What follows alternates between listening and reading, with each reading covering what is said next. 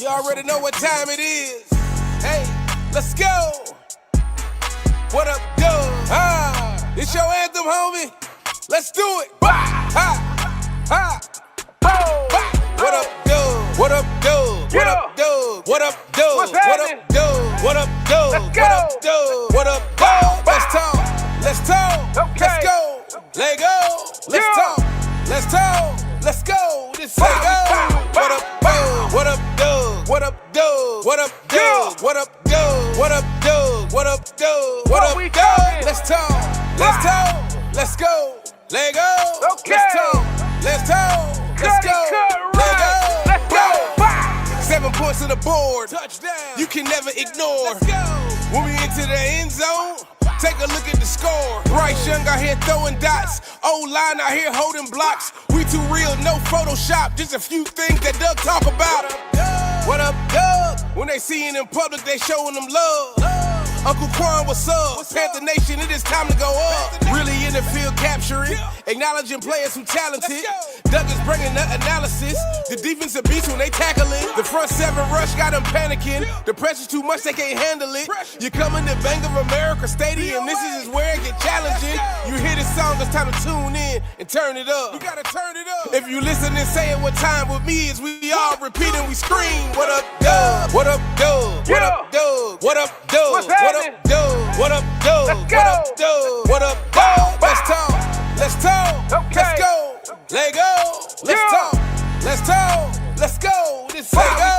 What up, Doug? What up, Doug? What up, Doug? What up, Doug? What up, Doug? What up, Doug? What up, Doug? What up, Doug? Let's talk.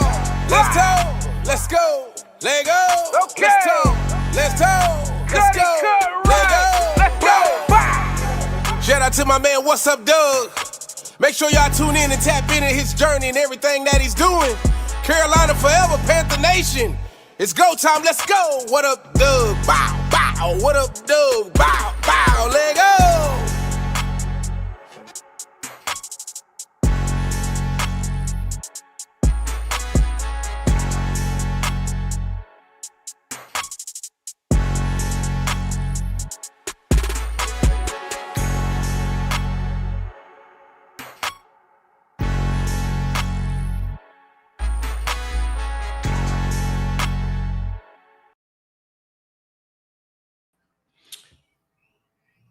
What's going on, Panther Nation? It's your man, C. Dougie, here with our first episode of Blitz Talk for the 2025 season. Yes, it comes week 3, but this is a pivotal game on Sunday at home against a divisional rival. We have a guest coming back with his co-host to break down this important game 3 in Charlotte. How everybody doing in the chat? Definitely go ahead and hit that like button, hit that subscribe button. If you are new, it's your man, C. Dougie, here at What's Up, Doug.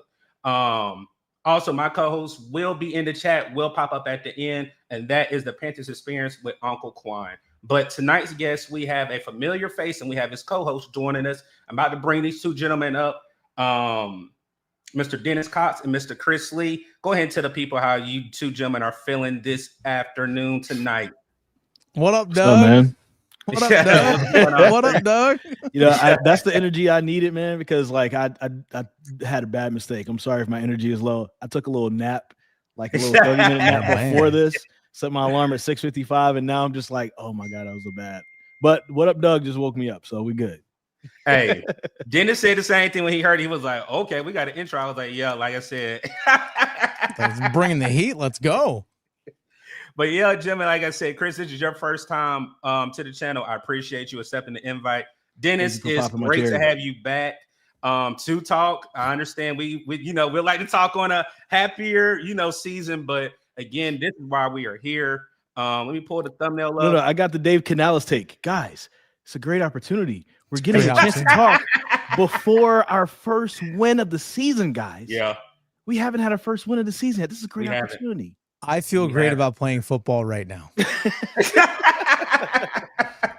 It's sad, man. Like I said, the thumbnail says this is a must win. Is it too much pressure on the Carolina Panthers? Have we, the fans, content creators, beat writers, have we put too much pressure on the Panthers? And I think we haven't. No, I don't think we have.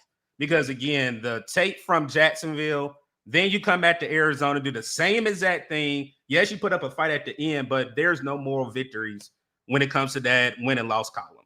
So fellas, go ahead. We've gone 7 full seasons without a winning season for the Carolina Panthers. This will be the 8th if they don't finish with a winning record, right? Yep, so, correct. No, it's not too much pressure for any team in the NFL to put pressure on a team to want to win.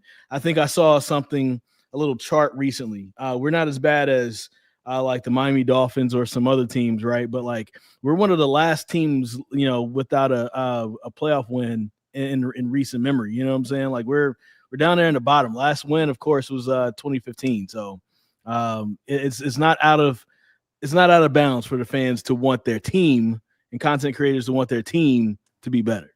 Oh yeah, correct, for sure. And in terms of pressure, there should be pressure on this team to win, because I know Chris and I have talked about this on Panthers Playbook about our expectations for the season. I think no one was expecting. There might be some people out there, but at least for us, we're kind of in that 7-9 win range. I predicted 7-10 this season, but correct. You wanted to see improvement, and then that improvement continue into 2026, and then that be the year. All right, let's take it to the next level where it's playoff or bust. In my eyes, that's how I view this season. But we haven't seen the improvement. I think that's the frustration for Panther fans right now. Is where's the improvement? What's the identity of this team? We still don't know that. And 19 games under Canales, we still don't know truly the identity of this team. I honestly thought that we were going to be a run team, but if you look at it, we ran the ball more. Our offensive line does not look good at all.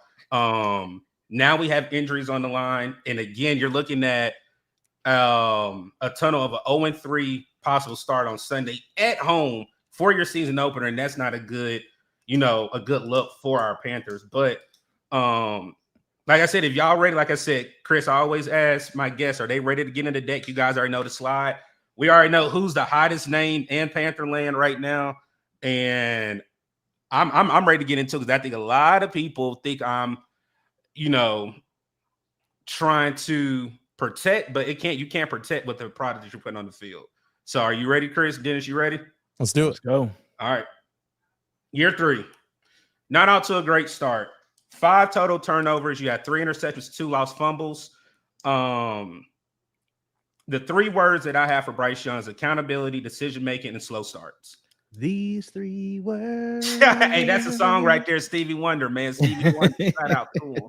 But these 3 words right here are the keys to the reason why there's mixed feelings about this season, and yet again another season talking about this quarterback right here. Yes, I am an advocate for Bryce. Love that we have Bryce here, but he has to get out his own way. And the question that I have at the bottom is, what are the factors that have resulted in a slow start for Bryce Young going into year 3? I think for me to answer this question, I think you have all those 3 words there are fitting. You have to add in another word that has nothing to do with Bryce, and it's also coaching. I don't know if any coach so far has 100% given Bryce the keys yet. I think we saw it a little bit towards the end of the season last year, but it does feel as if Frank Reich had him in handcuffs, and in some ways Dave Canales has him a little bit in handcuffs. It doesn't feel as if there's full trust there from Dave Canales for whatever reason. On Panthers Playbook is something that Dennis and I have been talking about. I've been basically saying it doesn't feel like they've been on the same page yet. Mm-hmm. And that's concerning for offensive-minded head coach and your franchise quarterback. So I think those 3 words that you picked, and along with coaching, I think that has a lot to do with what we're seeing right now. And that's the part that is very concerning for me, because if this isn't a good year, if there's not a show of improvement, it feels as if one of those 2 are going to have to go after this year. I agree with that. Go ahead, Dennis. I was going to build on top with the coaching aspect of this. You can gauge a bit on how a coach feels about his quarterback based on play calling in key situations. When they went for the 2-point conversions against Arizona, what were the play calls? Running. Runs. Running. Runs. Not, hey, Bryce Young, quarterback, RPO, or you sit back there and read the defense, whatever it might be. No, we're just going to run the ball. And they weren't well-designed runs either, especially the second one, where I think it was Rico Dowdle lined up to the right, and it was just disaster from the get-go. And my question is, if this dude is trusted by Canales, why in those key situations where you are trying to make either a 3-possession game or to a 2-possession game, whatever it might be, you're not putting the ball in your quarterback's hands? That's telling of what a coach thinks of the quarterback. Correct. And for me and a lot of people, I'm going to highlight this last person. Shout out to our guy over here, AJ from All Pro Sports Talk. This is the problem. We did not play Bryce and the starters enough in the preseason. And then I'm going to double back with Mr. Honky Dory. Appreciate both of you guys' comments. He said, Doug, you forgot tempo for Bryce, coaching O-line, and we have no rhythm and uneven pace. The problem where year one with Dave Canales, we didn't play starters. We did not. We played them in Buffalo. People said we played 2s and 3s. New Orleans, we saw what happened. You played them a little bit here and there. You didn't play them against the Pittsburgh Steelers, where other teams played starters majority of the preseason. Yes, I understand you don't want to have injuries, but it's showing the rhythm. And one thing that Dave Canales talked about is we are not consistent in practice. We're sluggish. We're slow. There's penalties left and right in practice. So if you have bad practice habits, it's going to translate over to the game. And this is not just on Bryce. This is on the whole entire team because there's missing assignments, accountability, and coaching. And the one thing that I think a lot of people are going to say now is they're butting heads with a head coach that does not trust his quarterback, but then comes out and presses and says, hey, I believe in Bryce. So for me, I'm not quite sure where to go with the factors of being where Bryce has had a up and down. Yes, again, I am so happy that we were able to come back against the Arizona Cardinals, but we did not win. And then you're losing 2 fumbles already. Then you threw a couple of bad picks. So for me, it's a lot, but I am going to blame something on him as well because decision-making is one as well. Whenever you're like, I think the one interception that he threw to Xavier Leggetti against Jacksonville, you could have threw the ball out of bounds. The slide when he lost the fumble, you got to be better with that. I understand the stunt blitz against Arizona. You could have held onto the ball or just went down. So for me, Dennis and Chris, I really think it's amount of accountability, but it starts with your quarterback. And I really think this game right here, if we start out slow, I will be in the stands. I think there's going to be a booing fest going across all stands. What you guys think, Dennis or Chris? If you start off slow, I mean, we've been saying it too. That goes back to coaching right there. How prepared the team is, how they come out, and all that type of stuff. And that's one of the things that I'll be looking out for. And look, I'm not upset that they're 0-2. I'm upset on how they became 0-2. Correct. They did start off with 2 games on the road against 2 teams with quarterbacks that are around the same level as Bryce, maybe a little bit higher than Bryce ish. You know what I'm saying? 2 teams that weren't really good, but trying to get better for the future. So I thought these 2 games are kind of showing where the Panthers are really at, because you got 2 teams who have pretty much similar goals. We're not where we want to be. We're trying to get higher, and this is a prove-it year for us in different ways. And so I just don't believe that they've proved it. Those turnovers have a lot to do with it. And also just feeling like they're not coming out the blocks as quickly as they probably should be, having a lot to do with it as well. So, this is a game where now you're going to have a team that I think is on a little bit higher of a tier than what the Carolina Panthers are. Only 1 tier above. It's not like it's a crazy, jump or whatever. Yeah, you ain't playing the Bills here. It's not the Bills. Yeah, it's not the Bills yet. But not yet. But this team, though, can absolutely do a lot of damage. And with the offensive line woes that we have right now, and you've got 2 young pass rushers that could possibly give us a long day, who both are from the Charlotte area, that's kind of scary. And then also, what's our offense going to do? And is Bryce Young going to throw 2 picks to Jesse Bates again, like he did in his first year in the first game in the NFL? So a lot to look out for, honestly. Yeah, there's a ton to be concerned about. And you mentioned Bijan Robinson too. Yeah. Yeah, he and Tyler Algier combined for 200 yards and 3 touchdowns on 33 carries at Bank of America last season. Let's also not forget that the Falcons offense put up a bunch of points against Carolina's defense last year in Atlanta as well. But I think to build, Chris, on your point about the coaching, how many times have we heard Dave Canales post-game or on Monday, the day after a game, talk about we didn't play to our standard. We had a good week of practice, but we need to get back to our fundamentals and keep teaching our core principles and fundamentals and all stuff. How often are you going to keep saying that until the point where, like, either you're not teaching? There could be a combination of a few things.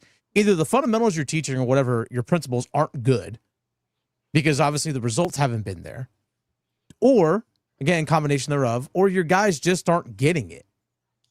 That's the thing as well. Is like how many, and so which brings up the big question is, what is the standard for this team? Because I don't think we really have seen it under Dave Canales, especially with the identity. Yeah, again, what's the identity? We've talked about, or we've heard him say what they want to be about that physical run team. They want to build off the run game, but to tie back in about the turnovers from Bryce Young, is that early in games when they're getting put in these big deficits because of the offensive turnovers and so on, then, well, guess what? I can't get to the run game, especially when I'm down 27-3 at, early in the second half against Arizona. Can't run the ball then. You just can't. And I think it's this team, they know what they want to be, but there's also what you're capable of doing. And I think those two things aren't lined up right now. Right now, and Chris, I'm a bring back when Dennis was on and my co-host is in the back. I'm gonna bring you up when we talk about the bright spots. So I'm gonna bring you back in unless you want to talk about Bryce. I'm gonna bring you in. The thing for me is, and Bleezo, shout out to my guy Bleezo, Gotti the God. He said that these two games are winnable games, but the display and the disconnect was it shocking? Absolutely, because again, we played a little bit in the preseason. I didn't think it'll be this bad. I understand the weather delay. People can blame it on that. It's Chris said something. He opened my eyes when he said this. We can't also just not put it on players, but you also got to put it on coaches. Mm-hmm. And I never thought about, like, hey, Dave Canales, were you mentally prepared for this season? Did you prepare your team in the offseason? I didn't like the comment where he was like, hey, we lost against Jacksonville. They were more feisty, and they, you can see them getting more accurate after a loss. Yeah. Anybody would do that. Why? But anybody would do that, though. Why isn't your team feisty enough? Correct. That's the part that I didn't like, where you're bringing a point up like, so was it cupcake where we're just, studying, we're not actually being physical during practice? So for me, like I said, I don't really know, but I know this fan base, and I know you guys are tired of the losses right now. Again, we can't keep going after this, going rinse and repeat with different coaches, different GMs.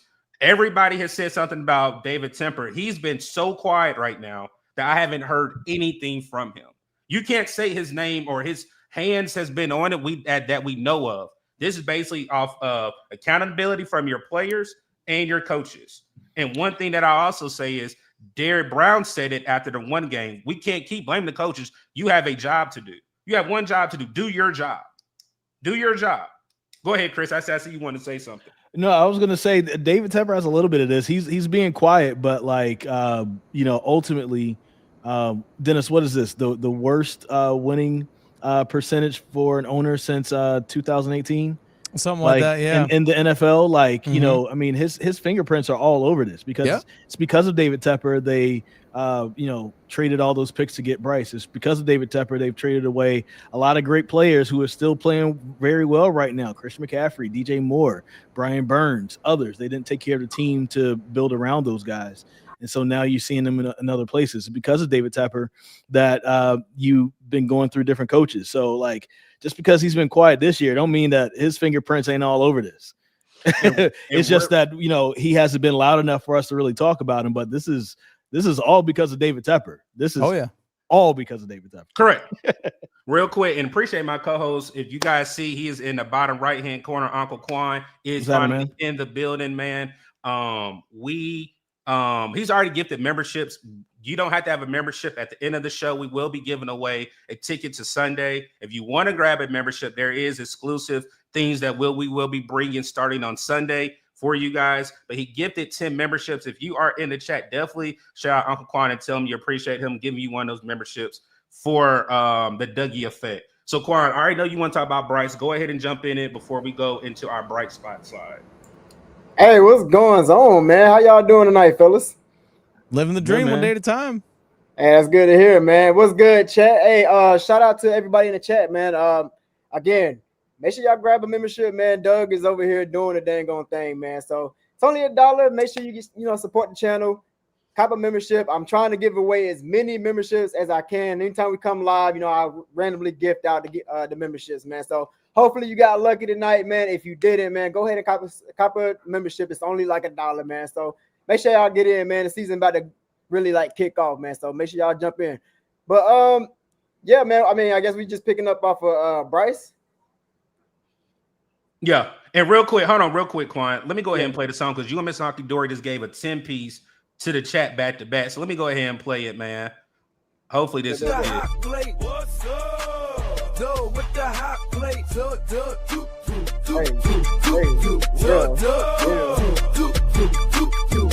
cooking up.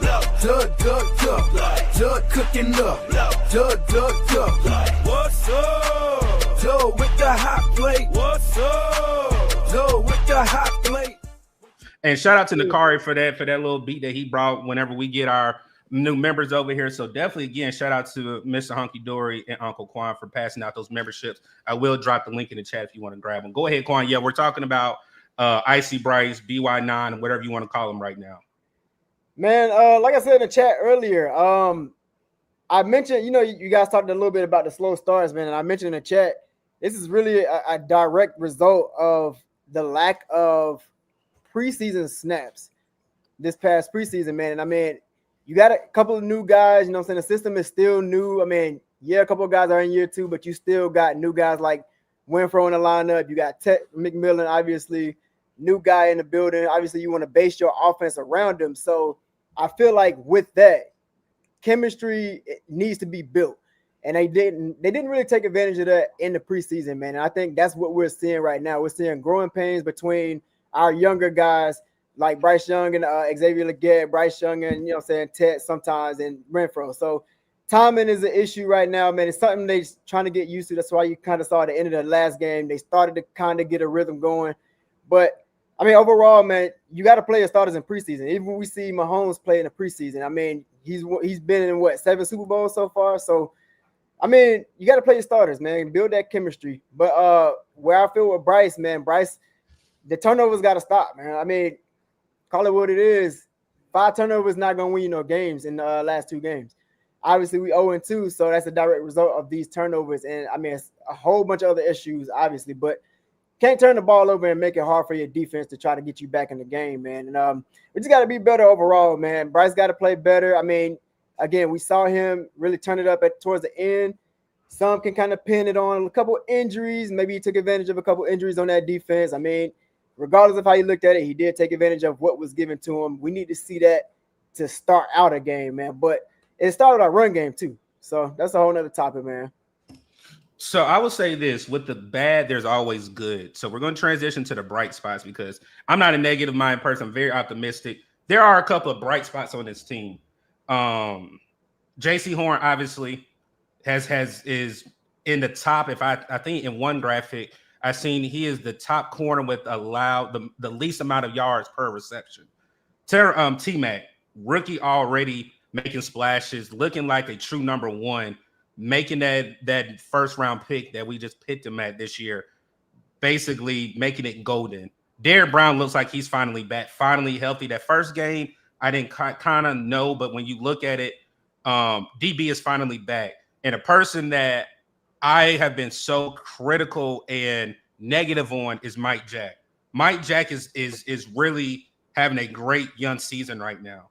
There's other players that people might want to say, but right now I think these are our top 4 bright spots on this team, regardless of being 0-2, that they can have impacts on the game with either interception, a sack, or taking one to the crib on offense. So let's pass it off to Chris, and then Dennis, then Quan close it out. And if you guys have someone else that you have a bright spot, also chat. Please leave questions in the comments for us, because we will read questions if you have one for anybody on the panel. So go ahead, Chris. I think that that this is kind of, I like what you did here. So this is not about you when I use this word, but looking at the 4 players that you use, I'm going to call this sad, and it's more so sad for Dave Canales as an offensive minded head coach that somebody is looking at your team and there's only one person on offense that is making a bright spot out of 4, and it's a rookie players.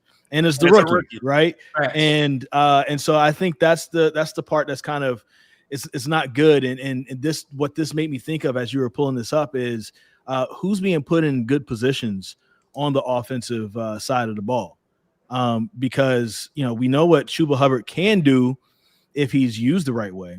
Then we have another 1,000-yard back who's back there, and we know what he can do if he's used the right way. I think we saw flashes of what Hunter Renfrow could possibly be for us in that game. It still doesn't feel like he's quite up to form, but that's fine. He missed a year of football. He's still getting back, but he's shaping up. And then, of course, we've got to see what my man Jalen Coker is going to do when he comes back. But, bro, we've been talking about this on Panthers Playbook XL. Go ahead and talk about it. Where you at, homie? What's going on with you? Where we looking for you?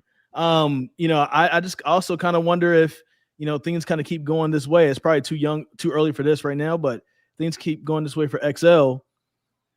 Like, you might have to sit down a little bit and you give Jimmy Horn a few shots at it just to see, like literally just to see what you got. You might get that this weekend just because of the hamstring injury that XL is dealing with. So we'll have to wait and see what could come from that. It might be hey, let's let your leg heal up a little bit, and then Jimmy Horn Jr. actually gets some of that playing time. It's interesting again, especially Quan, what you talked about how the offense, the slow starts that they've had, obviously to the first 2 games, but even in individual games, the slow starts. I remember asking Dave Canales about this. I remember asking Chuba Hubbard about this during minicamp.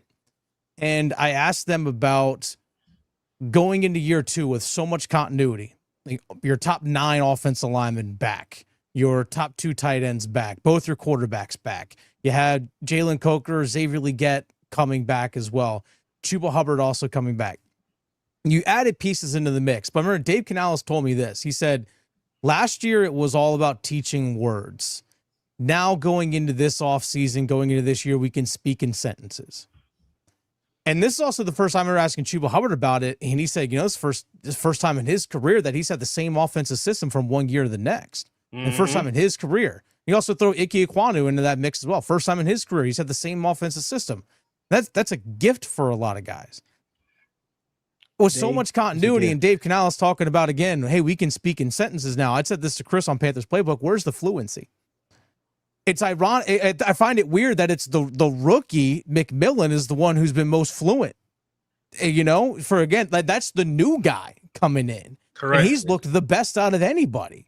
You would expect Bryce in year 3 with the same offense coming back and so much continuity, which kind of ties into this as well about the offense and continuity, is that why is it in year 3 of Bryce Young we still have trouble with the operation? Especially now we've been told we can speak in sentences now. Why is the operation still a struggle? It was a little bit better in Arizona, but they did have its moments though. It did, exactly. There's still moments, but the fact that there was even a question at points so far, it was a little bit better. But that still is a concerning thing to me. So, I look at what McMillan is doing, and that is the bright spot of this team so far, because it really feels like they have a true number 1. Correct. And Bryce, hey, guess what? You have a true number 1. You finally got what you wanted. You got what you needed. Yeah. So I'm T-Mac's been a bright spot. Mike, Jack, JC have been really good. Derek Brown he's been Derek Brown. I think that's the best way I could say it. Derek Brown's been Derek Brown, but dominant. Even what's around him though has been disappointing. Yep. Real quick, Quan, before you go, shout out to PPP in the chat. He said, "What's going on, fellas?" That's another Panther content creator. Definitely appreciate you pulling up, PPP. Quan, go ahead on bright spots. I mean, yeah, this was the perfect couple of players that you picked. I mean, that's really about it. It's not really a lot of other guys that's really stepping up to the plate. I mean, nobody's really representing the whole keep pounding mantra, man. It's really just those few players. And like y'all was just pointing out, ironically, it's a young guy that really stepped in day one and was like, hey, let's go. I'm ready to do this. But everybody else is still trying to pick up, still trying to find their way. And it's ironic because you would love to see everybody come in from that hot momentum from last couple games last year and continue to build on that, especially with the new guy like Tech. I mean, you know what I'm saying? So I don't know. Somebody got to step up, man. Somebody on that offense really has to step up other than Tech. It just, I mean, I'm starting to see JT come along a little bit. I mean, no, I'm not going to allow you to say that man's name. No. I mean, he started to come along towards the end of the game, man. Yeah, he got some drops. He definitely got to get right on them drops, man. But I mean, other than that, I mean, Shuba, he's not really hitting the hole the same. I don't know if it's blocking. I don't know if it's just indecision. I don't know what it is, man. But he's not even hitting the hole. We're not even feeding Rico, who we, brought in from free agency. So somebody else has got to step up, man. It's making it hard on Bryce to just try to carry. I mean, obviously Bryce got his struggles. It's a mess, man. Somebody else other than Tech got to step up. And I mean, on defense, it's just atrocious. I mean, our linebackers are really the weak point of that defense, and it's telling, man. It's very telling. I mean, going against Atlanta, we're gonna talk about that later, man. But overall, man, somebody else got to step up. So let me pose this question to you gentlemen and the chat. PvP wrote this comment, and this I agree, but I don't like this answer. When Coker comes back, we'll be okay. This is the problem that I have. We always have injuries in Carolina, but we never have somebody that can step up to the plate till that person's out. This is going to be a prime example this week. If Travion Moore is out, Bobby Brown has had a knee injury. ATL is going to possibly be out. I understand he practiced. Pat Jones is out, supposedly right now. Who's going to step up whenever the rubber meets the road? It's your opportunity to get those reps. One thing that I do like with Pat Jones, I think Prince Yellen or Nick Scorton would do a great job filling that in. Mm-hmm. Then when you look at it with ATL, Bryson Tremaine, Jimmy Horn Jr., I've been waiting to see Jimmy. I've met Jimmy. I know how electric Jimmy can be. I know he's chopping at the bit to be able to get his opportunity. I understand where Dave Canals, I think it was Vashai that asked the question, why hasn't he gotten reps? It's a typical answer, basically. We have too many people in the room. I'm tired of hearing that. If you're not showing exactly what we need, what is it to hurt to have him out there? Quan has said something when we just did our first episode on 3 Up and 3 Down. David Moore, we haven't heard his name at all. Not at all. There's pieces on this team that I'm like, what's really going on? I already know we had the Avenger coaching staff with Frank Wright in them.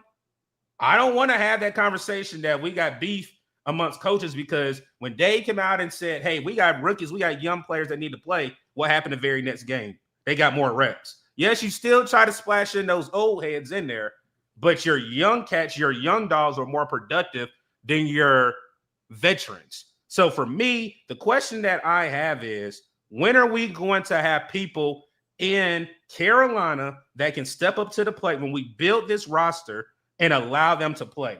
We got an A+ in PFF for the draft. I'm trying to figure out when you're going to utilize these draft picks going into the 2025 season. Go ahead. Somebody go ahead and pick it up. Princely and Nick, I think, have done a good job so far. Lathan Ransom did a good job at versus Arizona when he had the reps in there. I think that, we got to – this is not a draftee, but I think you got to give a shout-out to Bryson Tremaine for the game that he had against Arizona as well. I feel like he's been stepping it up. as well. I mean, you just got to give it to the people who are producing for you and who are, showing you those flashes. But, I think overall the play from everybody on the offense who's not a quarterback hasn't been horrible. It's more so what position are you being put in and is the ball being taken care of? I didn't like Corbett as the center just in 2 games. I'm sorry that he's hurt and hope he's being able to deal with that. It's got to be tough to have 3 knee injuries within 4 seasons. So prayers out to him and whatever he may be going through. But it didn't feel like him and Bryce are oil and water. Like something about those two don't mix. Yep. It feels like he works a little bit better with Cade Mays. So maybe this is a little bit of an upgrade, and we'll see how that works on Sunday.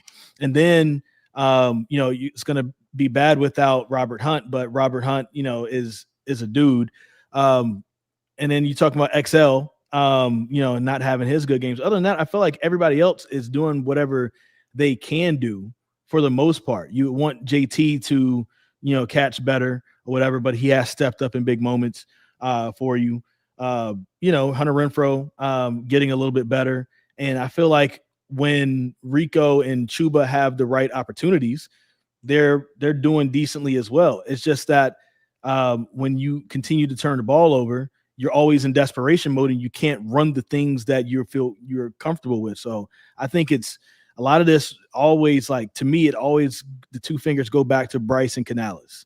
Like, what's going on there, and can they get on the same page? Can they have the game together that, we expect them to have, especially for a franchise quarterback and an offensive-minded head coach? When it comes to the young guys, especially on defense, in my eyes, is that you spent, to me, first, second, third round picks, those are premium picks. Obviously, a first round pick got more weight to it, but second and third round picks are premium picks, and you use them on a premium position as these outside linebackers, these edge guys. If you're not going to use them, then you're just wasting it. Then it's a waste of the pick, not because of the player, but because of how you're utilizing them. But I think they are going to have to play more this upcoming week, especially if Pat Jones can't play. Because if you actually go back and watch Arizona, that when there are pass rush situations, Pat Jones actually moved inside where Turk Wharton normally was.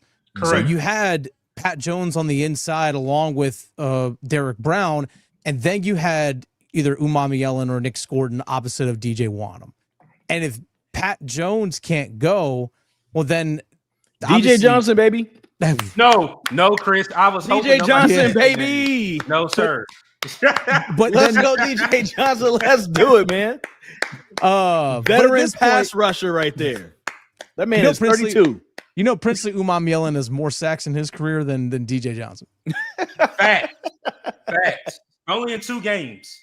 I just want to go ahead and throw that out there. By the way, the Panthers 1.5 because he barely played the first game. Yeah, I know. I mean, that's that. Yeah, basically at this point, but those guys need to get more reps. These guys aren't going to get better just by standing on the sidelines and watching. They're not going to. You drafted these guys, play them. And that's also, I know Mike Kay of the Charlotte Observer wrote about it in the offseason about Evero just has a history of not trusting young guys. He just has a history of not playing rookies until it's absolutely needed. And guess what? This team absolutely needs it, because I know that JC Horn had the great interception, and then there was that weird, dying duck that, mistake play that Kyler Murray made where DJ Wanham comes up with the pick, but this team hasn't forced a fumble. This team doesn't have a lot of tackles for loss. This team only has 1 sack. This team doesn't create a lot of splash plays on defense. They just simply don't. And you know what? Unleash Scorton and Umami Ellen.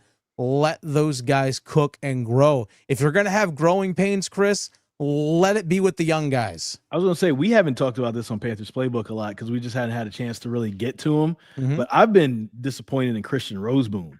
Like that guy who's supposed to come in and have the green dot. Let's be honest.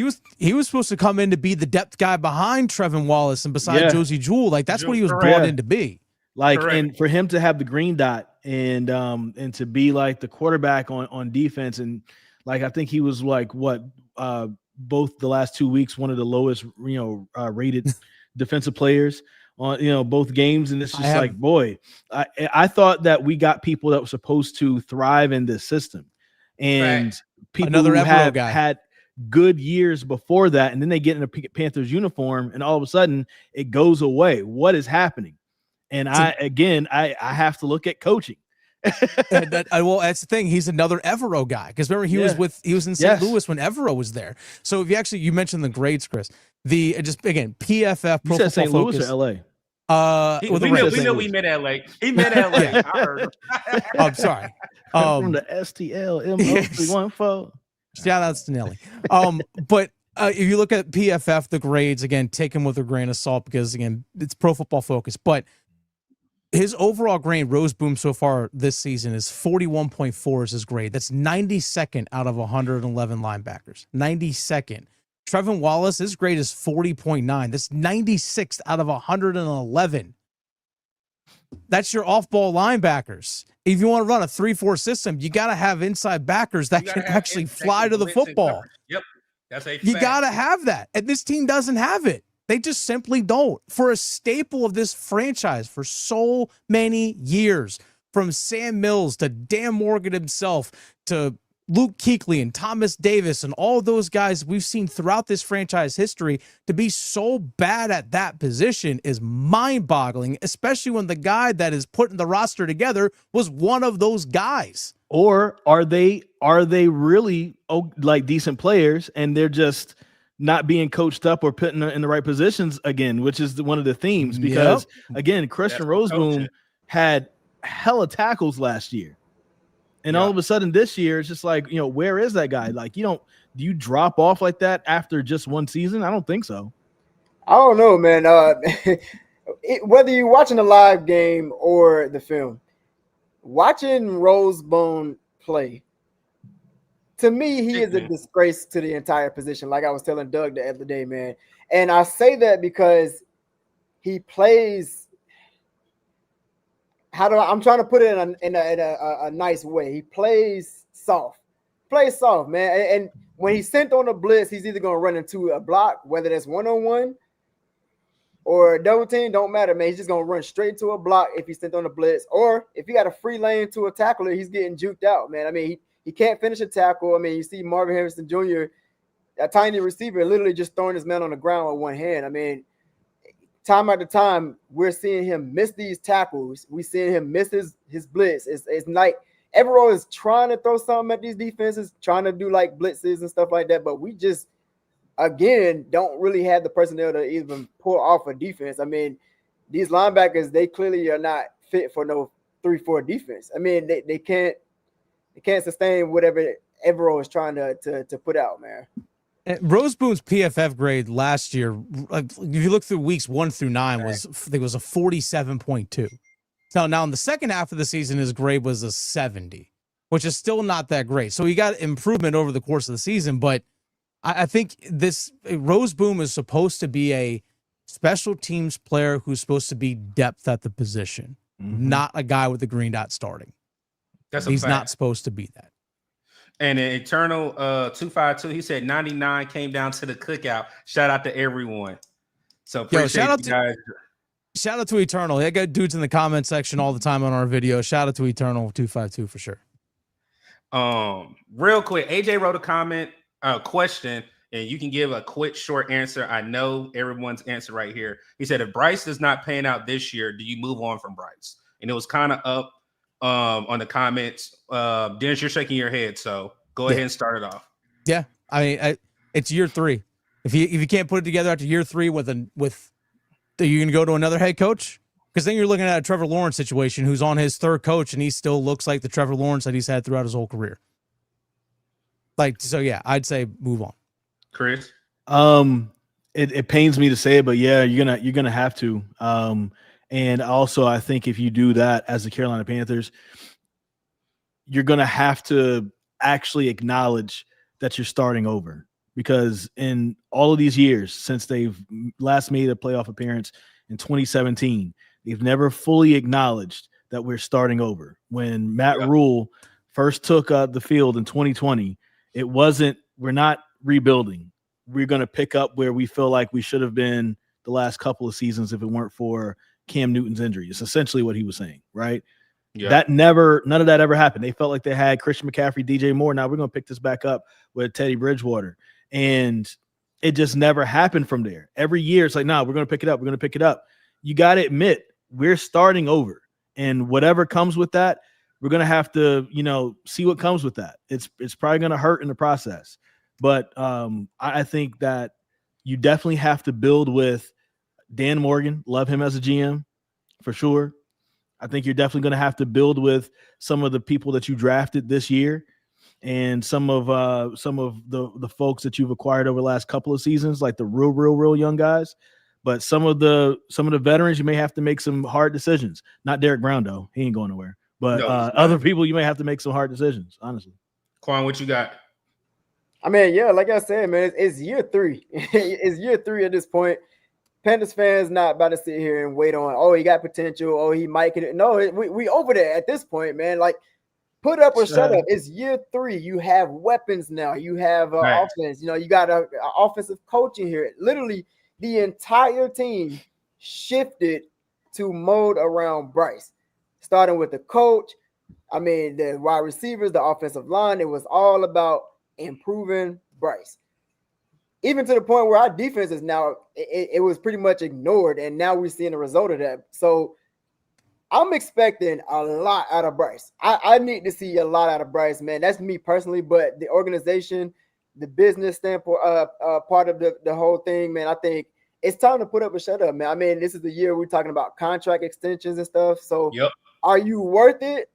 We need to see some type of consistency because we know Bryce can play. He can play, but he is very inconsistent right now. If he can show some consistency throughout the year and win games, I'm not talking about 5 wins no more. We need to win games. Let's get to 8, maybe 9, build on that.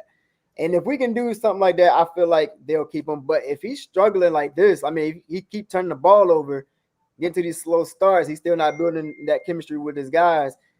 Yeah, it might be time to say goodbye. I mean, you think about your Mac Jones of the league, your Justin Fields. I mean, boy, by year 3, they were out of there, man. I mean, this business, we're not going to sit around and wait on you too long, man. And I mean, it's time to put up or shut up. Yeah, I mean, Quan, I just said it on, what, was that Tuesday, Quan, when we said put up or shut up for Bryce. It's bad right now in Carolina. And again, I don't want to go through another rebuild, but I'm trying to be optimistic, but I have to be real with myself. It's not good right now. And going 0-3 on Sunday, we're going to be in the building section 137. I'm hoping to be jumping up and down, but it's not looking too pretty right now. And again, with the injuries happening, with wide receivers, a veteran D lineman that play outside linebacker that played very well. Then you have one of your nose tackles hurt now. It's not looking good, but I mean, you never know any given Sunday. But right here, right quick, let's go ahead and shout out our sponsors. We did not shout out our sponsors for What's Up, Doug. SeatGeek is our first sponsor that we are going to shout out, giving the guys a couple of minutes to take a quick break. If you are a new customer or a first-time user with SeatGeek, use the code What's Up, Doug. You will get $20 off your first ticket purchase. If you need, as you heard, we're giving a ticket away. But if you need a ticket, go ahead and head to SeatGeek. They'll show you from best to worst for your ticket options. And we will be and use the code What's Up, Doug, and you'll get $20 off your first ticket purchase for new customers. Our second one is Underdog Fantasy. Went up to 5,000 times your money. Play $5 and get 50 bonus funds free for the first time for first users or new customers. Again, use the code What's Up, Doug, for that sponsor as well. Again, we are sponsored by SeatGeek and Underdog, and I appreciate both of these companies sponsoring our channel here over here at What's Up, Doug. And if you are using Underdog Fantasy, please use it responsibly. If you need a helpline number to help or someone to console you with you placing entries, here's the slide. Here's the number to call. And we'll close it out with our ticket later on in the show for the week and also for the Panthers. But real quick, fellas, let me pull this up real quick because the game is about to come on in 8 minutes. We do have the Miami Dolphins and the Buffalo Bills tonight for Thursday Night Football kicking off week 3. Who do you got, fellas? You got Miami or you have Buffalo? Is that a real question? Hey, I've got the Buffalo Panthers, man. Yeah. The Okay. Buffalo Panthers. Des, what you got? Buffalo. Quan? Same, man. I mean, hey, shout out to Underdog once again, man. Sponsor over here. What's up, Doug? Went ahead and put a slip in. I got Buffalo on my ticket, man. All right, too easy. All right, fellas, let's go ahead, Dennis. I'll say, by the way, real quick, speaking of Buffalo, I did see someone in the comments mention about how long did it take Jordan Love and Josh Allen to show up and play. Now, let's keep in mind, Jordan Love sat for a few years behind Aaron Rodgers. But here's the thing that separates it. Really, Josh Allen's third year is when he really exploded. That's also when they got him Stephon Diggs, a true number one receiver. But let's keep in mind about a guy like a Josh Allen versus a Bryce Young. Is that with Josh Allen, at least you had elite physical traits. Like he had the physical size, he had the running ability, and he had the big arm. Okay, let's see if he can actually put it together. Coming from a small school like Wyoming. So at least he had something that physically was at an elite level. Bryce doesn't have any physically elite attribute at all. Doesn't have the size, doesn't have... He's handsome. I'll give him that. He has a nice little goatee. But he doesn't have the elite arm. He doesn't have, obviously, the elite size. He doesn't have the elite running ability. So what's supposed to be his quote-unquote thing that separates him from everyone else as a QB? It's between the ears. And if we haven't seen that, then you just have an average guy at best. Let's be honest. Correct. An average guy at best. So that's where we need to see it. As somebody in the under 6 foot club, like I was really rooting for my man. I didn't want to talk about his size being an issue, but I'm starting to really see it. It's an issue for him. Like it's, he's having a tough time with it. And if that guy was only 6'2", not even 6'2", if he was 6'1", maybe like 210 pounds, we'd probably see a whole different level of quarterback, but he's just not that. And it's starting to become a problem. And that's the tough part with it. Like, I hate admitting it. I was rooting for my guy being under 6 feet tall, wanted him to do his thing, but it's right now he's not showing that he can keep up with his size. It's like the inverse of Cam, because when Cam came in, he had all these great physical attributes, and now it's kind of like, okay, let's work on the decision making and everything pre-snap and those kinds of things. So at least Cam was like the opposite of Bryce, right? But again, we haven't seen that really between the years. And again, that's why I bring up, as we mentioned earlier, why do we continue to have pre-snap issues for a guy that's supposed to be a wizard between the years? Correct. All right, so let's go ahead and get into something that I've been waiting to hear. The Atlanta Falcons preview week 3. We got 3 up, 3 down. I'm going to read through them real quick. These are my takes. These are not the fellas' takes, so they may be different. But number 1 is the Bijan show. So far in the season, he has 34 carries, 162 rushing yards, 0 touchdowns, 9 receptions, 125 yards, and 1 touchdown. That is a plus for the Atlanta Falcons. The second one is a revamped defense. Currently, right now, they have the number 2 defense, 7 total sacks between 2 games, and their rookie duo of Pierce and Walker are phenomenal so far. They've shown that they belong in the league. And then number 3 for me, this is if Carolina wins. The Atlanta Falcons can't afford to go 0-2 early in the season in the division already. They already lost to Tampa Bay. And then if they do lose to Carolina on Sunday, you're looking at 0-2 for the Atlanta Falcons in the division already. And most of everybody's only played 1 game.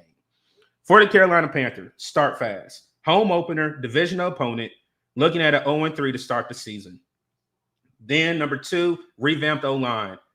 Having Kate Mays and Chandler Zavala starting, how will they hold up against that Falcons defensive line?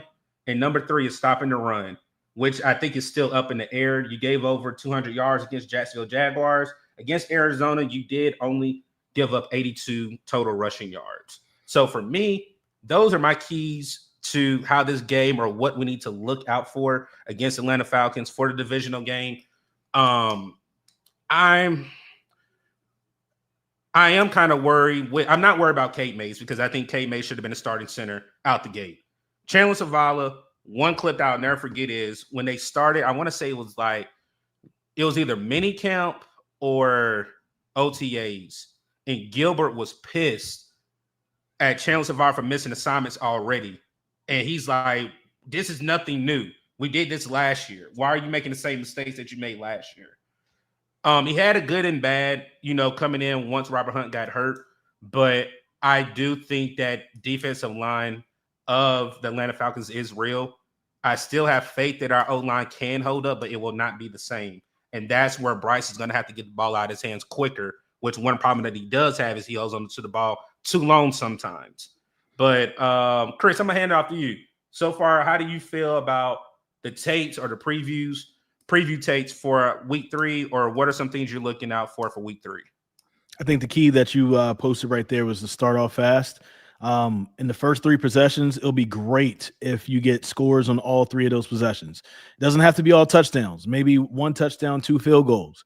But start off fast, make Atlanta feel you. And I think that's been the problem with the Carolina Panthers. Teams haven't felt them.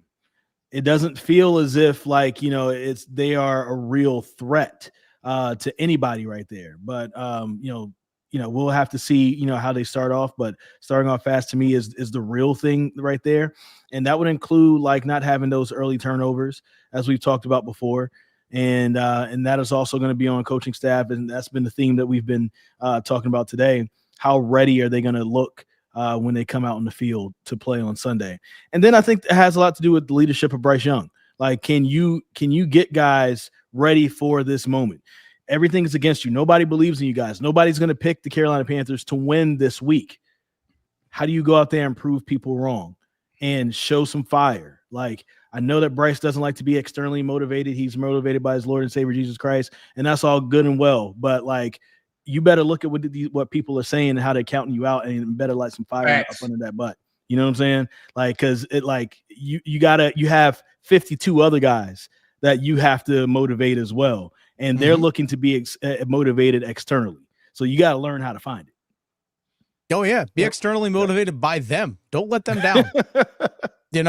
Facts. Don't be let them down by them. And don't let down all 32,000 people that'll be in Bank of America Stadium that day, too. Weak ass Panther fans. Look, look, like I said, Steve Smith already got the pot stirring this week already, saying that we fan weather, we're not dedicated, we're not loyal. So, I mean, it's 32,000 of us that'll be there. Man. We're tired of losing. 32,000 of us will be there. Okay, we're loyal. Yeah. Quit hitting people over the head and expect them to say thank you. 70,000. Hey, distributed. Hey, Quan, I'm going to pass it to you, and I might have Dennis close it out for the Atlanta take. So, Quan, how do you feel about the takeaways so far that need to happen on either side to win? Oh, man. Start with no turnovers, man. You can't turn the ball over against this team. Take care of the ball. Take care of the ball. Again, start fast like y'all been saying. You got to start fast. We had slow starts. And that has obviously been putting us behind, and it makes it hard to catch up with that. And we lose all momentum. And this team sometimes struggle to get that momentum back, man. So starting fast is going to be key to winning this game. I hope we can run. I hope we can finally establish our run game so they can open up the playbook a little bit more. Because if Bryce is dropping back 55 times, we lose this game. It's simple and plain, man. We lose this game if we drop him back that many times. So we got to be able to establish some type of run game. Let's get back to whatever identity that Coach Canales is trying to establish with his offense, man. But defensively, all I can say is buckle up. It's going to be a long day. I don't believe in these linebackers against a Bijan Robinson and Tyler Algier. I just don't. Stack the box, do something, man. I pray. I don't know. But hopefully this offense can keep up. Because I think for the defense, it's going to be a long day. I'm not really afraid of their pass game. Their pass game ain't really screaming anything to me. It's really going to be that rush game that I feel like our defense is going to struggle to stop. Go ahead, Dennis. Yeah, 100%. Just take care of the ball. And that's really it. I mean, Atlanta is one of the top teams in the NFL. They actually average about 33.5 rush attempts per game through the first 2 games of the year. That's 4th most in the NFL. Granted, they've been playing with leads, so obviously you're going to get that a little bit more. Now, if A.J. Terrell doesn't play, that's going to be a big loss for their defense because, believe it or not, their defense actually is number 1 in the NFL in terms of completion percentage allowed.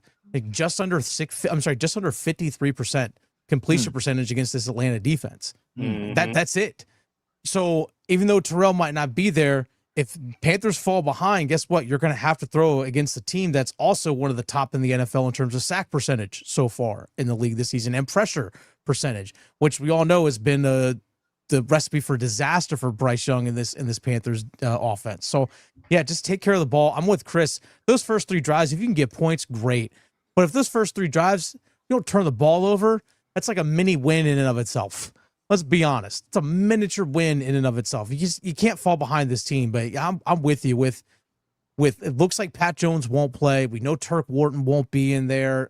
And the linebackers, as awful as they've been, yeah, Bijan Robinson and Tyler Algier might have that 200-yard combined rushing game like they did at Bank of America last year, Chris. Let me add on to what you're saying there. Sure. Even if you don't get points in those first 3 possessions, you got to have the ball. Yeah. Like at the end of the game, like one of the things that's been a problem under Canales is they're losing the time of possession battle with other teams. And that's a big part of it too, because the defense is constantly out there getting tired, things like that. And the offense doesn't have as many chances at it. It was different, this past Sunday, but typically that's not the case.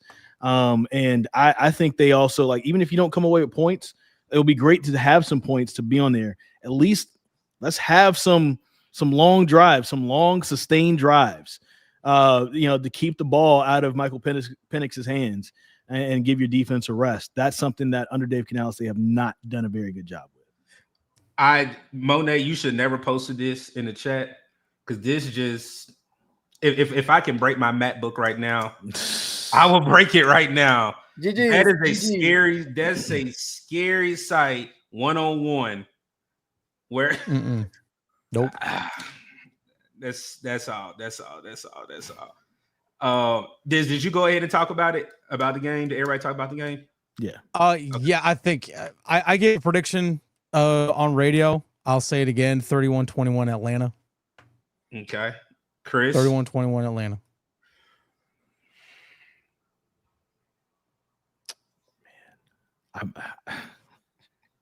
I'll come back. Do you want me to come back? Because I'm having a hard time between what I want to see happen and I know what I want to say. I know what I want to see happen, but then also, like, all right. So what I really want to say is, this feels like a possible 34-13 to me. It really does. I hate that. I hate that I feel that way. This feels like a 34-13. That's right. 34-13. Okay. All right. I would love Bryce Young to prove me wrong. Quan. I mean, Yeah. y'all not going gonna last, man. I'm gonna just keep it real, man. Just my fandom, my emotions completely out the window. I see this game going 31, maybe 13, anywhere around there, maybe 17 if I'm being generous. But I don't see this. I don't see this going well, man. I hope I'm wrong. Maybe I'm trying to do a little bit of reverse. What you call it? Reverse psychology, man. Maybe if I vote against them, maybe they'll do good, man. Maybe I can eat my own words. I don't know. I don't know at this point, man. Because I don't know. But I don't see this. I don't see this going well, Doug. Hopefully that's not the case, man. I'll tell you this. I think I am 2-5. It's either 2-5 or 2-4 in person. If it's 31 anything and we that close to that field, you just call Mama Dukes to come get me out, because I can't do it. I cannot get on that plane headed back to Texas. I can't do it, man. I cannot do it. I'll even say this. I don't even want a competitive loss. I can't see a loss right now. We need a win. And the score that I'm thinking, I've seen Supernova Moore say it, but I'm going to switch it now. I'm just going to go with it. 27-24 Panthers. And even if it's flipped, I'm going to still be upset because, again, I'm tired of being tired. I'm tired of being tired. That's the best way I can say it. Wearing paraphernalia, getting on planes, headed back home. Yes, it's good to see my brother. Good to see the, Panther Nation subscribers, all this and that. But I want to leave with something that I can at least be happy about outside of meeting people. I don't want it to be a blowout. I don't want us to come back. I would be okay with us leading and losing the lead, even if we lost. I'll be okay with that. but I cannot go with a lethargic, nonchalant, slow start that we've seen for 2 weeks. Y'all think Quan is a crash out. Quan has seen me crashed out behind the scenes a couple of times. The military didn't. I ain't all right there in the head when it come on camera. I know how to, I am professional, but whenever I'm upset, hey, shout out, I'm Chris. When I'm saying because I'm preparing myself now because I know it's 24 hours. I'll be home Saturday. I'm preparing myself for the worst, and that's the part that I hate being a fan, being a content creator. That I can't even have faith in the team, knowing that we always want us to root for our team. I have no expectations. I want us to win. I gave a 27-24, score prediction. I just don't know. I'm in that window of undecisiveness. I do not know right now. I do not know. I don't know. I do not know. But yeah, that would be mine. 27-24, man. That's what I got. I think man. You being generous. You being generous, man. It can't be 31-13. That's the trauma talking right there. Hey, for real, it is, man. It really is. If that happens, someone's getting fired on Monday. I hope it's Sunday. Someone's getting fired. I don't see if that's the case, then your season's pretty much lost at that point. It'll be someone's EJ. Getting fired on Monday. If you lose 31-13 in this game, someone's going. I don't it'll know be, if it'll be EJ because he'll be the scapegoat for whatever. So that Canales, I don't think you fired Canales during the season. No, you don't. That's happened too many times under Tepper so far. Don't fire him during the season. Game's about to come on, and then like I said, we're gonna do our ticket giveaway. If Evero gets fired, is he truly a scapegoat? Because we use that term, but is he truly the scapegoat if he gets fired? It's not all on him, but also the defense, the success that he did have with this defense came from what he directly inherited from Phil Snow and also Steve Wilkes, really. You know what I'm saying? And then all of a sudden we get you your guys that you've either worked with before in this system or whatever, and you have one of the historically worst defenses ever last year. And then we're already kind of starting off on that same foot. He's not the full scapegoat because there's also the offensive side of the ball. But man, the defense not being good is a huge part of this. Oh yeah, because honestly, if the defense can just show up just a little bit, defense can just be middle of the road. You're talking about some of those losses. Like last year is probably a 7-10, 8-9 season if the defense is just middle of the road. Yeah, it makes that much of a difference. He's the easiest one to move on from, and he's the easiest one to send a message to the rest of the team. He's the easiest one to make that decision with. That's a fact. Yep. All right. Before we get Dennis and Chris' last words, if you do want a possibility of winning that ticket, please put a 1 in the chat. I'll be putting the names on the generated wheel. If you do want that ticket for Sunday, put a 1 in the chat. And we'll spin the wheel to close out the show. But Dennis and Chris from 99.9 the Fan of Panthers Playbook, I appreciate you gentlemen joining us. Go ahead and give us your last words. Chris, you go ahead, my man. Bryce Christopher Young, we want you to succeed. What we're saying might sound mean, and I hope it doesn't hurt your feelings, but ultimately it's because we want you to succeed. We need you to succeed. This city, this fan base, has been looking for somebody since Cam Newton to rally behind and get behind. You have that opportunity, young man. We want you to succeed. I don't know. I'm having a hard time with that word. I'm not saying succeed because I'm saying it with Bryce Young. But hey, look, we want you to succeed here in the NFL. Please grant us our wish. Thank you. My turn. Yes, go ahead. I'm gonna build off Chris here. Chris can't say success because we haven't seen success because we've been blessed with a mess. It's time for this Carolina Panthers to stop the weak ass play. Let's see if we can actually get a win on a Sunday. My man came with the bars. He came with the bars. Hey, thanks. Okay, man. All right, I only see one number 1, so if nobody else puts it in, and I think the name that I saw is that Sideburn 21. If nobody else doesn't put a 1 in the chat, you automatically get the ticket for Sunday. So Come on, weak ass Panther fans. Fair weather. Come on now. No one wants to go on Sunday. Weak ass city. Weak ass city. all right, J47. And like I said, Quan and I will be there. Quan trying to tailgate. I'm gonna have my liquid IVs because I know it's gonna be a long, hot day on Sunday. So, like I said, we're gonna be out there. We're gonna be in section 137. We also got some surprise for you guys on Sunday, so definitely stay tuned for that. But again, if you do want in on the ticket giveaway, definitely put a 1 in the chat. I'm not gonna hold everybody else up. I know the game is about to come on.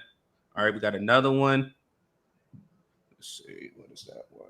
Okay, Monet. By the way, Doug, as well, message Chris and I where you guys are going to be sitting in your section and all that stuff. We'll come say hey. Quan, tell them the section we in. Yeah, please. Yeah, that way we'll come see you guys on Sunday because Chris and I will be there. Yeah. Bet. We're gonna be on 137. Yeah. Just send us a message about what row you're sitting in. Oh, and all that kind of yeah, stuff. I got you. Yeah, we'll come find you guys before the game and all that. Okay, say less. Bet. Looking forward to it, man. Yeah, absolutely.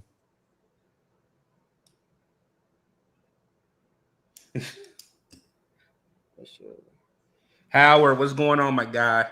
Again, we got 1 more minute. If you Howard, what's going on, Howard? Hey, if you want a free ticket to Sunday, please write it 1 in the chat. We got 1 more minute. We're gonna go ahead and spin this wheel. Yes, sir. Y'all get in the chat, man. Make sure y'all also use that promo code if you are betting on underdog for the first time, man. Make sure y'all. I'm glad you said that. Hey, let me pull that ticket up. So here's our ticket we got 2 tickets in for the week. We got a Panther All Carolina Atlanta Falcon ticket, and we got a week 1 ticket. So we got Michael Penix going over 216 yards. Ryan Fitzgerald hitting 2 field goals. Hunter Renfrow for 4 receptions. T-Mac over 66 yards. Bryce Young 2 throwing touchdowns. Bijan Robinson receiving or rushing a touchdown. And Drake London less than 67 yards. And if you put 10 down, you can 50. This ticket right here will be 53.66 times your money. You'll get almost $530 on this particular ticket if you play it. Then on our next slip, we have Jonathan Taylor for over 89 rushing yards. Chase Brown, a rushing touchdown. Justin Herbert, two throwing touchdowns. Bo Nix, two throwing touchdowns. They play each other on Sunday. Kenneth Walker, the second, more than 57 rushing yards. CeeDee Lamb, any touchdown rushing or receiving. And Trey McBride for 63 receiving yards. So let me see. All right. So let me go ahead and share it. I don't think nobody else put their name out there. Where is the share button? All right. Here we go. All right, good luck, fam. Oh, our guy Monet. Monet, you already know. I think I got money. Hey, congrats, Monty. Hey, Monty, send me your email, and I'll email you that ticket as soon as we get off here. Yes, sir. Congrats, man. Let me see if he's in the chat. Also, real quick, Derma, you mind if I plug in my ticket real quick? No, go ahead. Hey, for this game, for the Carolina Panthers game, man, look, I'm a guy, I like to bet. You know what I mean? I like to be smart about it. Again, I keep my fandom out of it. I keep my emotions out of it when it comes to at least trying to make some money off of this underdog, man. So what I got right now, I got Chuba Hubbard. Sorry, fellas. I got him going under rush and reception yards for 78.5. Taking the under on that. I got Bryce throwing an INT. I got Hunter Renfrow getting more than 1.5 receptions in the first half. I got Ted McMillan going over 9.5 receiving yards in the first quarter. I got Tyler Algier rushing for over 41.5 yards. And then last but not least, I got Bijan Robinson for over 37.5 rush yards in the first half. So that's the ticket I got in for the Carolina Panthers versus the Atlanta Falcons game, man. Y'all follow at your own risk, man. Hey, Seagreen, because I think you put your name out there. Monet said give it to somebody else. Seagreen, if you do want to go to that game, shout out to Monet 2K doing that. Go ahead and put your email address in the chat, and then I'll make sure that you get it. Okay, so put your email in the chat, and then I'll email you as soon as the live ends. But again, this is our first episode of the season for Blitz Talk over here. What's up, Doug? Like I said, we will be at the game on Sunday. We will be walking around. We won't be hard to find. I know we will be doing vlogs. Quan and myself both will be doing a vlog. And we'll have a special guest on Tuesday to recap Week 3's game. Again, I appreciate Dennis and Chris joining us for our first episode of Blitz Talk for the season, a divisional opponent. And yes, like I said, CE Green, definitely go ahead and send me that. And let's go ahead and do this. I wasn't going to play it, but that gives him time. Do you guys have any final words? Like I said, I seen you guys gave your final comments. Any final words, anybody? Shoot. Thank you guys for listening to Panthers Playbook. Continue to listen to Panthers Playbook. Like, subscribe, all that good stuff. And we got an episode for you coming right after the game. We'll be on the field giving you our breakdown after the game on Sunday. Absolutely. Echo everything Chris said. Appreciate everyone. It's love seeing people in the chat that we see in our comment section and all that stuff too. Really do love and appreciate you all. Thank you all. Appreciate y'all coming up, man. Facts. All right.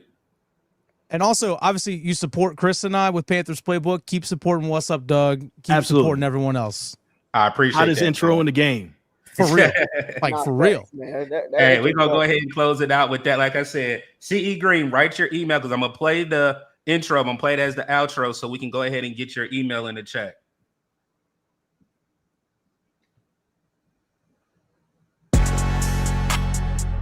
You already know what time it is. Hey, let's go. What up, Doug? It's your anthem, homie. Let's do it. What up, Doug? What up, Doug? What up, Doug? What up, Doug? What up, Doug? What up, Doug? What up, Doug? What up, Doug? Let's talk. Let's talk. Let's go.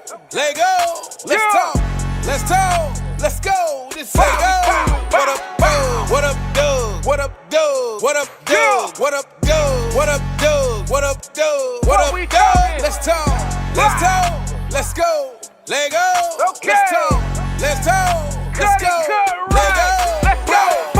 7 points on the board. Touchdown. You can never ignore. Let's go. When we into the end zone, take a look at the score. Bryce Young out here throwing dots. O-line out here holding blocks. We too real, no Photoshop. Just a few things that Doug talk about. What up, Doug? When they see it in public, they showing them love. Uncle Quan, what's up? Panther Nation, it is time to go up. Really in the field capturing, acknowledging players who talented. Doug is bringing the analysis. The defensive beats when they tackling. The front 7 rush got them panicking. The pressure's too much, they can't handle it. You coming to Bank of America Stadium, this is where it get challenging. You hear this song, it's time to tune in and turn it up. You gotta turn it up. If you listen and say it what time with me is, we all repeat and we scream. What up, Doug? What up, Doug? What up, Doug? What up, Doug? What up, Doug? What up, Doug? What up, Doug? What up, Doug? Let's talk. Let's talk. Let's go. Let go. Let's talk. Let's talk. Let's go. This say go. What up, Doug? What up, Doug? What up, Doug? What up, Doug? What up, Doug? What up, Doug? What up, Doug? What up, Doug? Let's talk. Let's talk. Let's go. Let go. Let's talk. Let's talk. Let's go. Let go. Let's go. Shout out to my man, What's Up, Doug? Make sure y'all tune in and tap into his journey and everything that he's doing. Carolina forever, Panther Nation. It's go time, let's go. What up, Doug? Bow, bow. What up, Doug? Bow, bow. Let go.